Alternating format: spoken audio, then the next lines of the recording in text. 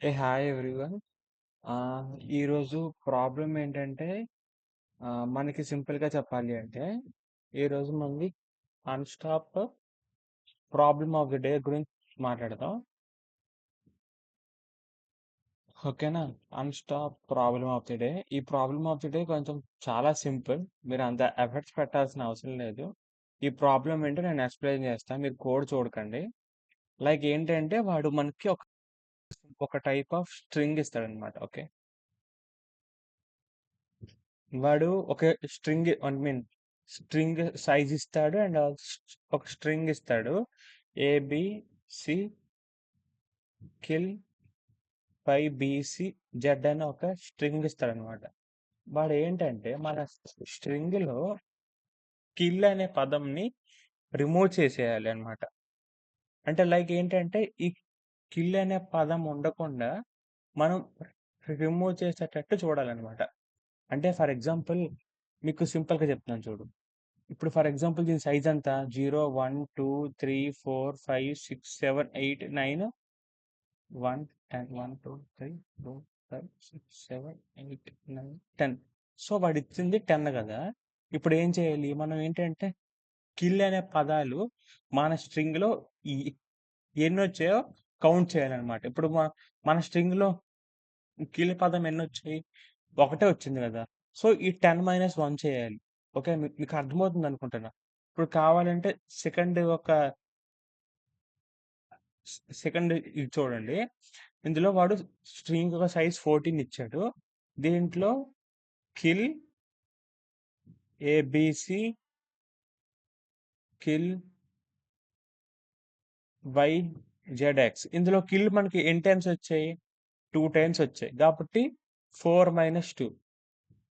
So answer 12. So ఇక్కడ answer 12 కాబట్టి this is all about today's problem. ఈ problem ఏంటంటే కొంచెం లాజికల్‌గా ఆలోచిస్తే కొంచెం ఆహ్, ఈజీగానే వస్తది. కొంచెం కొంచెం ట్రై చేస్తే చాలు. ఇప్పుడు ఫర్ ఎగ్జాంపుల్ దీన్ని మనం జనరల్‌గా మన బ్రూట్ ఫోర్స్ అప్రోచ్ ఏంటి? మన స్ట్రింగ్‌లో ఈ కిల్ అనే సబ్ స్ట్రింగ్ ఉన్నాదా లేదా చూస్తాం. వన్స్ ఉంటే అటువంటి కౌంట్‌లో చేసుకుంటాం. ఆ కౌంట్ ఈ n నుంచి కౌంట్ మైనస్ చేసేస్తాం. దిస్ ఈజ్ ఆల్ అబౌట్ అది చాలా సింపుల్ అబ్బా! ఏం లేదు. జస్ట్ ఒక ఫర్ లూప్ క్రియేట్ చేయండి. ఫర్ ఇంట్ i is equal to 0, i less than n minus 4 వరకే చేయండి. ఎందుకంటే కిల్ అనే పదం 4 టైమ్స్ కదా!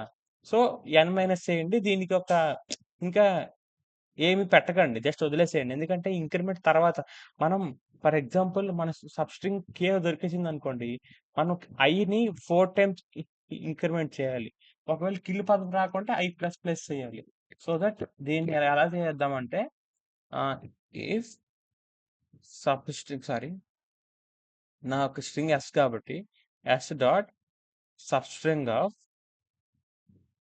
ఇప్పుడేంటి మనకేంటంటే i, i+4 అనేది డాట్ ఈక్వల్స్ టు నా కిల్ అనే పదం అయితే అప్పుడేం చేస్తాను నేను?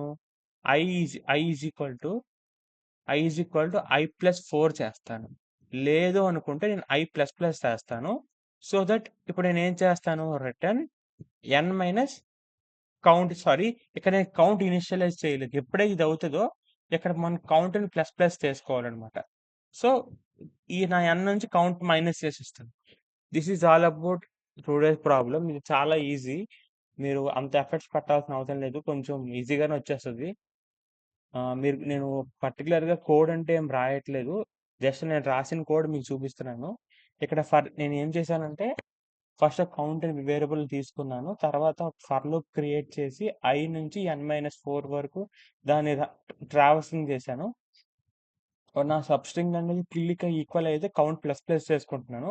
అండ్ ఆల్సో ఇది 4 లైన్ సబ్‌స్ట్రింగ్ కాబట్టి +4 చేసుకుంటున్నా. ఎప్పుడంటే కిల్ వచ్చేస్తే. అప్పుడు ఎల్స్ i++ చేసుకుంటున్నాను. నా n నుంచి కౌంట్ రిమూవ్ చేసేస్తున్నాను. This is all about today's unstop point of the day problem. ఈ వీడియో గనుక మీకు నచ్చినట్టయితే కామెంట్ సెక్షన్‌లో కామెంట్ చేయండి. ఏవైనా సజెషన్స్ ఇవ్వాలంటే సజెషన్స్ ఇవ్వండి. I am a beginner right now.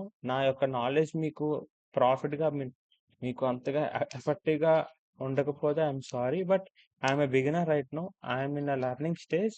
Keep supporting. Thank you so much. I will meet you tomorrow. Thank